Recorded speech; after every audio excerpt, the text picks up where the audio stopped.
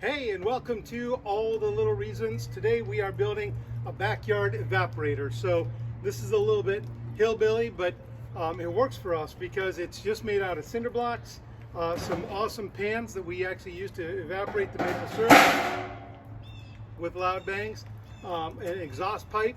So we're going to be putting this together, but primarily we use the cinder blocks and we actually build it to the size of these pans. So what you'll see us doing is laying out the pans to be able to get the dimensions, roughing it in, and then building the bricks around it. We had to stretch our bricks out and kind of, put them in the sun because we had an ice storm and they got all frozen together. So we had to knock the bricks apart, but it is time to cook down some maple syrup. So we're excited about that. What we're doing first, of course, is trying to figure out exactly where the level ground is. So we brought out our 4-foot level. Also got a smaller one to be able to check bricks as we're laying them in. But we want to look at this, and we're using this pole that's already installed for a bird feeder that doesn't have any seed in it right now, and we're going to strap our exhaust pipe to that later. So we're trying to figure from here which direction do we need to actually lay the bricks. So that's what we're doing at this point in time.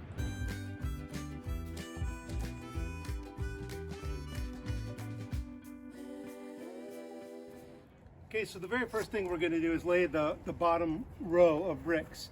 And we're going to use one of these pans as we get them set in to be able to identify exactly how large it needs to be to appropriate hold it without gaps, because you don't want a lot of smoke billowing around your pans because that'll flavor your syrup like smoke.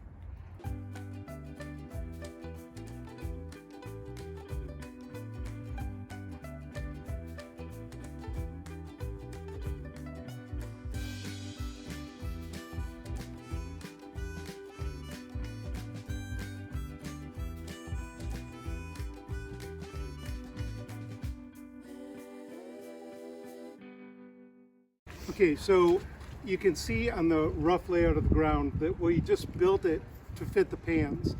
Generally speaking, for 3 of these steam pans, which would go in the bottom of like a chafing dish set up for like a banquet, is about 2 bricks, 2 cinder blocks with a single, like a half brick. We put 2 across the back, and it creates a nice, it's not obviously airtight, but you're just trying to create an oven that's going to keep the heat in, and the bricks hold up really well to the heat of the fire. So we leave the entrance mostly open, and we build it up with some broken bricks just to be able to cover the gap, but we have to be able to remove those bricks to feed the fire so we don't fill in the front completely. All right, so the next step, now that we have the framework done, is to level out that bottom story before we try to build it up. So we use these little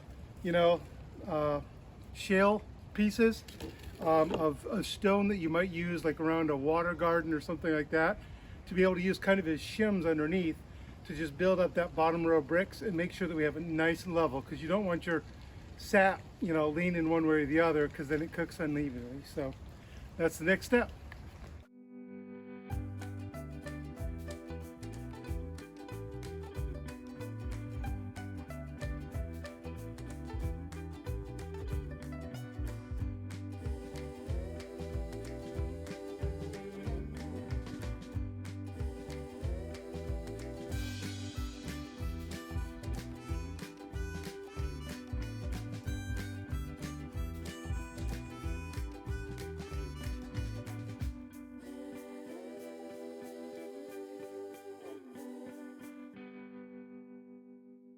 Okay, so we checked, we made sure everything was perfectly level. We did diagonal, we did back and forth horizontally in every which direction.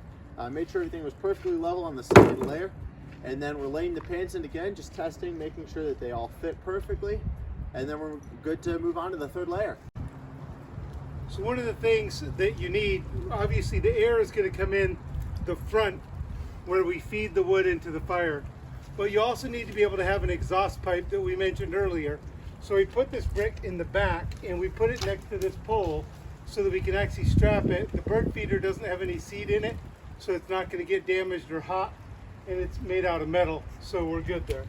But we're going to be able to take this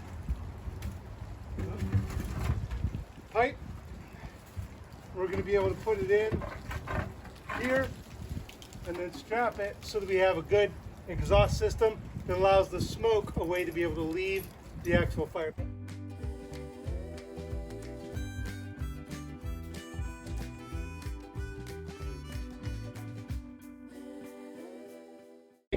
We have all 3 levels in. We have this exhaust brick in the back, and as you can see, it is set to just allow the smoke to come out through this small exhaust port. It'll go into the pipe and carry on up. And an important fact is that you don't have to have this bird feeder here. This is the first time we've ever done it.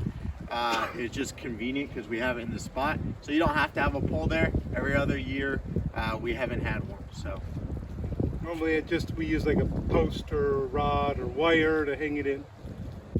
Something worth mentioning is just, you can see this broken brick. It has a little flange in the middle, and we put it up here to be able to cover up the hole where we would feed the wood. This one as well, we can just tip it out and really have access. You know, totally just using what we have, because you know, you don't want to go out and buy things when you're taking something that's a temporary structure. It's going to be here for literally a few weeks, and then we're going to take it away. So our recommendation in that kind of situation is use the materials you have, try to use them creatively, and that way it saves you time and it saves you money. Next, and really the last thing that we need to do is to attach our chimney. So we have this, you know, galvanized steel fence wire. That's an option. I'll probably use some of that, but I also have this scrap wire right out of Romex cable for electrical that I used for ground wire. And so I'm going to use some of that as well. A pair of wire cutters, any type will work. This happens to be, you know, electrician wire cutters. But that's what's next. So one more step and we'll be done. We strategically positioned this year to be able to connect it to this post that we already have in the ground for the bird feeder. Historically, when we've used this, instead I'll take wire and I'll wrap it through this all the way around the brick and then bring it back. I'll step to the side here so you can see. I'd run it through this and run it through the brick and bring it back and loop it around to hold this into the system. So that holds it just fine because you've got tension on the elbow where it's actually inserted into the brick. The pipe fits exactly into there, and so as it leans, it has tension against the brick to hold it in place, and you're really just securing it in with the wire by tying this elbow into the system and making sure that it's connected. We have the post, so we're using it. Again, use what you have available.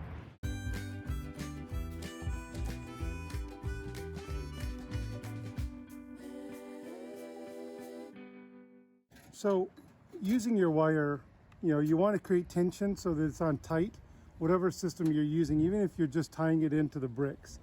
You want to bring it together and wrap it around, and you get it going, you know, once or twice.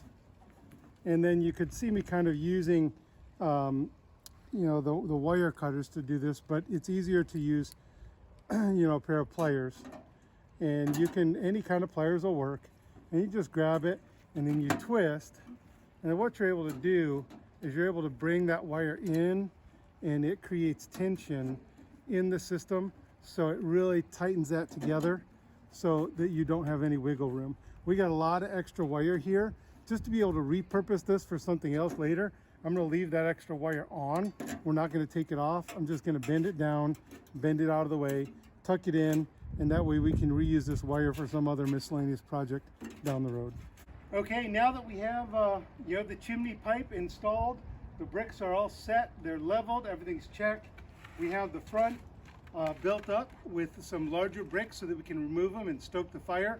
And then, because of the mud, we put these pallets down all the way around to be able to have a large walking surface, spread out the weight, keep the ground stable so that we can actually have a backyard this year.